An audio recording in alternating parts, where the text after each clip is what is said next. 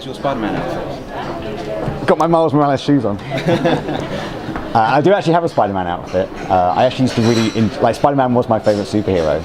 And so I actually I did a Halloween years ago where I dressed up as Spider-Man. I remember walking back through East London at like 3 in the morning, and the love Spider-Man got was amazing. And it's actually fascinating to see how much people love Spider-Man. Like drunk Londoners, you know, there's a zillion people in fancy dress, but Spider-Man was getting all the love, and that was like one of those things I was like, oh man, people really love Spider-Man. Because it's such a well-known film, we've had other films before, how do you approach something like that when bringing something new to a well-known it was tricky, but because it was a whole new Spider-Man with Miles Morales, if you've seen the film, it's not Peter Parker, it's a whole different story. So that was kind of exciting because I got to give him his own theme, and just the musical approach to the film meant I wanted to approach it differently because I don't like trying to do the same thing as everyone else. I'd always try and do it a bit differently if I can. And so we had all these ideas, like one of which was incorporating record scratching into the score, because Miles was kind of steeped in hip-hop culture. He's really into like graffiti, like he'd listened to a lot of old school hip-hop, and just the way he dressed and the things he was into. So I really wanted to incorporate that into the score. And one of the things I always wanted to do was, which actually goes back to like growing up in London and going to hip-hop clubs when I was a kid, I was really into record scratching, and I remember just seeing it in the basement of the Blue Note in Hoxton, which doesn't exist anymore, but just hearing record scratching for the first time at like nights like Stealth,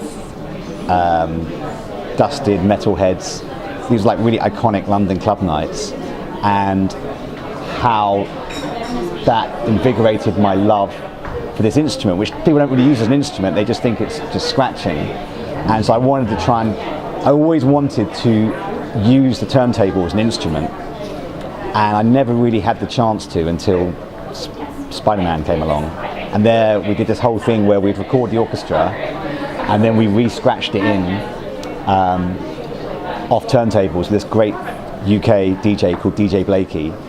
So we'd record the orchestra, re-scratch it in, and that's how we made part of the score.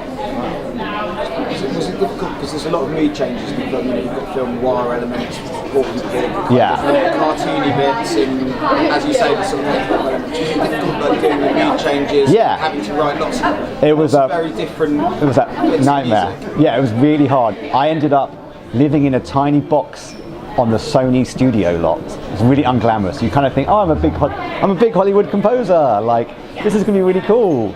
And I was living in this tiny office room at Sony because we were running out of time with that movie because there's so much in that movie, and it all came together at the last minute in a lot of ways because the directors, writers and producers were pushing it so hard to make it so different and new, and we were all trying to do the same thing, but it meant everything was like so intense towards the end.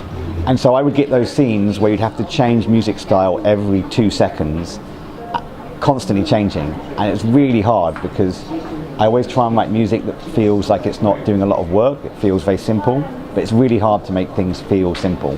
It's quite relatively easy to make busy music, but to make like elegant-ish music that has a simplicity to it is actually very difficult.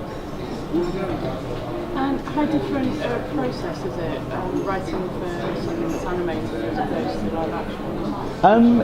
It's. I don't think it's that much different. I mean, at the end of the day, it's always about like the emotion or the story or the impact of the music. I mean, the thing I found fascinating about Spider-Man was when I first came on it, so much of the film was unfinished. And you know, if you've worked in different things like CGI, you get animatics, which are like simple animations. But on Spider-Man, we had things that was literally, here's a still picture of a face and someone talking, and then here's another picture of someone literally like a stick figure almost. And what was so revealing about that film was the first time I saw it, I was emotionally like all over the place based on pretty much stick figures. for like 25% of the film. And I was like, if they can do that to me, and it's still just paper drawings of static characters, like when we finish this film, it's going to be amazing. And they did so much amazing work on that movie. Let's go at various stages. I don't know what stage bits were written, but did you have the audio of the actors, and was there any specific bits of the score that you wrote? You know, like my favourite bits of it was the Nicolas Cage bits in particular. Were there any bits of the score you specifically wrote for certain bits of dialogue? Or yeah, you'd have to, like, there are bits where you'd work around the dialogue and you try and make certain things. Like, if there's a really key line, you'll always try and give it space if you can musically, so that can be like pulling something out. And I mean, it's a very difficult film because it's so relentless, that film. There's so much information, both visual and audio, that like it's I mean, that score is changing like every 20 seconds because the film is so fast and it's changing and it's jumping through so many different dimensions, like both like literally in the film, but also like physically, where there's different art styles, there's different characters who have completely different attributes. So musically, you are like trying to juggle so much information and trying to make it feel relatively seamless. You mentioned Johnny Greenwood, you're up against him. Have Yeah. you got any history with him? Have you... I don't have any history with him. He's brilliant. I mean, that score. I mean, both him and Anne. Like Anne, I've known for years as well. Anne, I'm so excited for Anne to be nominated because I think she's a brilliant composer, and I'm really pleased that she's getting her first film nomination. And Johnny's an exceptional composer, and that Phantom Thread score is like off the hook. So I'm like, oh shit. No, I think, you know, they're both really exciting composers, and I think one of the things that is exciting about Britain is we do have really, really good world standing based on our music and our culture and our creativity. And you know, you look at, you know, I'm just a guy who grew up in Surrey, and I'm doing Spider-Man about a character who's a 14-year-old kid from Brooklyn, you know, and I'm getting asked to do that, which is kind of nuts. And you know, you look at Johnny Greenwood doing Phantom Thread, which is, you know, like by one of the greatest American directors of our time, but he's going to an English composer. You look at someone like Anne, she's scoring a film about American art heist, and that power of creativity from Britain crossing the world, I think, is really exciting. And I think it's overlooked a lot at the moment by various people who think Britain should not be a forward-thinking country. We've got a big year ahead of you as well, because you're doing the Danny Boyle film as well. Is that complete? Yep, finished it. I'm actually finishing it 100% in about 4 hours' time after this. Yeah. So I've been working on Yesterday, which is this, I don't know if you know the story, it's about like this guy who is a struggling singer-songwriter. He has a bunch of pretty average songs, which I've helped write. And then something weird happens, he has an accident, and he wakes up in a world where he realizes no one's ever heard of the Beatles have never existed. So he starts pretending to write the Beatles songs and becomes a superstar. And consequences of which I don't want to talk about because that's half the movie. You have to rework Beatles songs? Yes, I have spent so much time. So we did all the stuff for the film. So it was a very interesting process. I've worked with Danny Boyle before on Steve Jobs. Sorry, my phone's going off. Let me just turn it off, as it should have been off. Bad mobile etiquette. Sorry, turn that off. So I worked with Danny Boyle before on this movie called Steve Jobs. And so he got me in on this really early, and he wanted me to be involved all the way through the film, to work with the main actor and try and turn him into a sort of superstar. And I was like, I don't know how to do that. And he was like, no, I'm like, I really don't know. Like, that's not my forte. I can do scoring and I can probably do producing. But he was very adamant, so I brought a friend of mine in who's this really great singer-songwriter called Adem Ilhan, who used to be in a band called Fridge, and he's had like some really great solo records. And he's a good friend, and together we worked with the actor Himesh all the way through, from buying his first guitar in the shops literally around the corner on Denmark Street. Went around the shops with him, tried to find a guitar that he could like love and learn and to play with and become this character, to sending him out busking. We sent him out busking to play the songs. I was like, we wrote him these songs. Richard Curtis wrote some of the lyrics, and we wrote these songs together. And then we'd say, right, you've got to feel what it's like to actually, you know, be a struggling singer-songwriter and go and sing these songs and no one care. And he has been, Himesh, the actor, he's a character called Tanwa in EastEnders. He has been phenomenal. Like, he's gone from like, sort of being a bit like reticent and shy to just this fantastic performer. All through the film, everything you hear in the film is him live, like recorded on set, no auto-tune, no playback. And so that's been a really exciting process. On that film, I've been involved all the way through, from like sort of musically choreographing like all the live musical events in the movie, and then also writing the score. And then we've just been doing the album. So we've been making a whole album of the stuff you hear in the film, and then also in the film he has this album called One Man Only, which is the greatest record ever made, which I then have to go and make. It's not very easy to try and make the greatest record ever. Ed Sheeran's also involved in the film. Yeah. Yeah, we went to see Ed live. We all went down to see Ed live in Manchester, which was insane. Ed and Himesh had quite a lot of chats. Ed was very supportive of Himesh, and it was really good for Himesh to see like Ed control this whole stadium on his own. I mean, Ed Sheeran is for the film, Ed Sheeran is such a fascinating aspect, because you watch this film and you like go, oh, there's no way this could ever happen. There's no way one guy with a guitar could become like the biggest star in the world. But then you go, well, there's Ed Sheeran, and it's happened. You know, he's like one of the biggest stars in the world, and it's just him with a guitar. Did he teach him any sort of performance tips or guitar? Yeah, no, like Ed was, like I say, Ed was very supportive towards Himesh all through the process, and there's a number of scenes where they're acting together as well. And they got on really well. You didn't, but it was made out that he'd written a lot of the music for it, but it's your music, is it? It's not. Ed's written a great track for the end, yeah, it's mainly all my music, but who cares about me? And the Beatles, sorry, it's mainly the Beatles' music. It's not me. It's mainly the Beatles. Got to put that out there very clearly. That's the other thing that's difficult. It's like, hey, you've got the greatest songs in the world ever. You've got to kind of somehow not look out of place alongside those. So it's a huge honour having been nominated for an Ivor Novello Award. Was this something you dreamed of? It's super cool. I've won one before for a score called Desperate Romantics.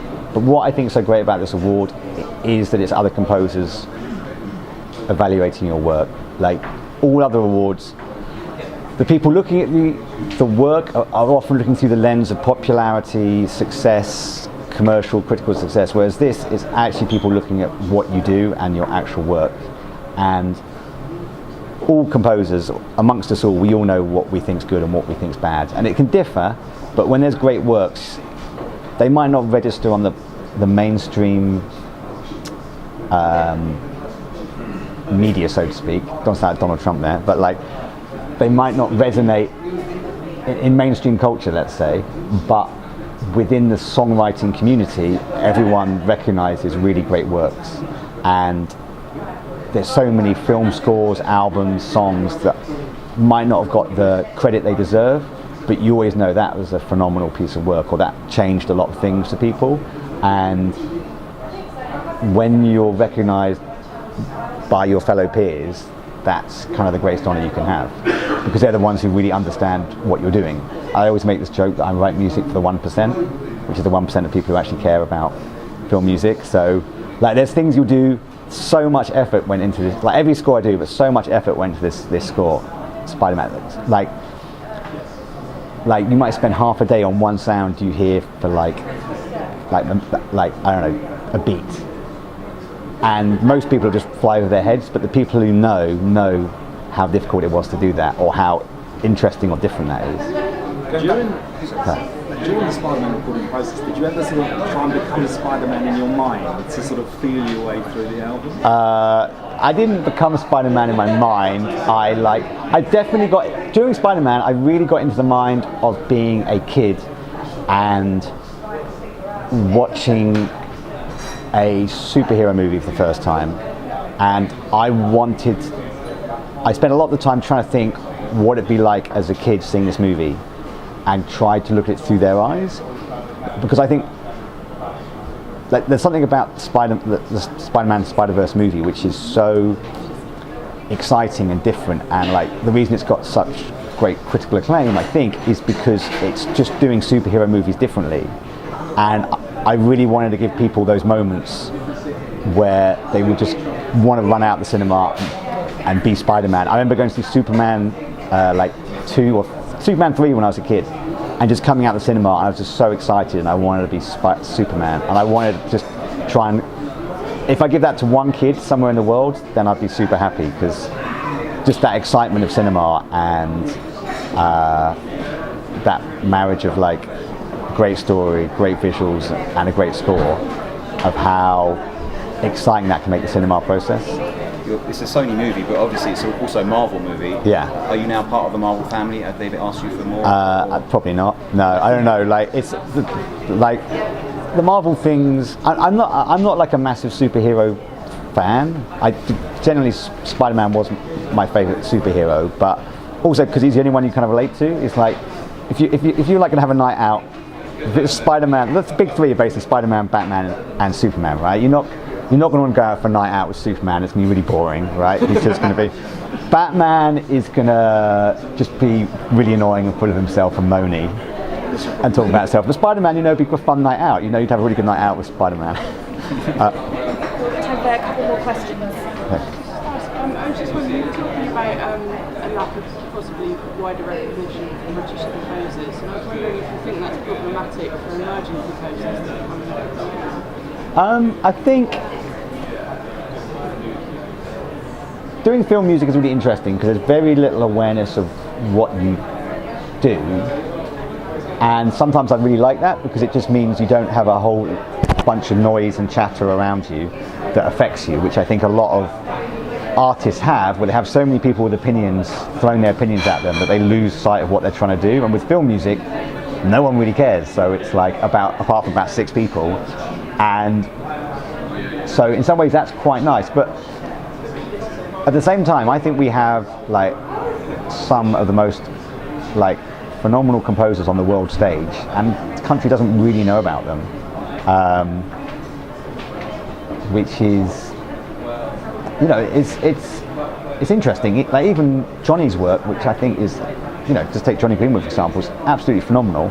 Like, if he wasn't in Radiohead, I doubt it would be getting... I don't want to say this because it sounds wrong, because it's really good work, so that's not fair, but like, film... being a film composer is nice because you're anonymous and the work is louder than you, but I don't think there's enough support really for modern film music in Britain.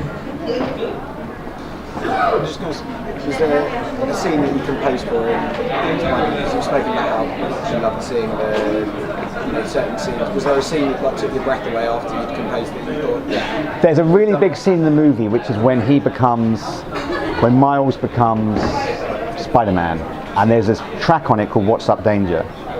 And for a long time we're trying to see how we can make this more impactful. And that scene was meant to be a pop track scene, but then it just wasn't working. And then I worked out that I could rearrange it and put all the Spider-Man motifs that I'd be building up all the way through and have them pay off in that moment. And so I did that, and it was quite good and it worked quite well.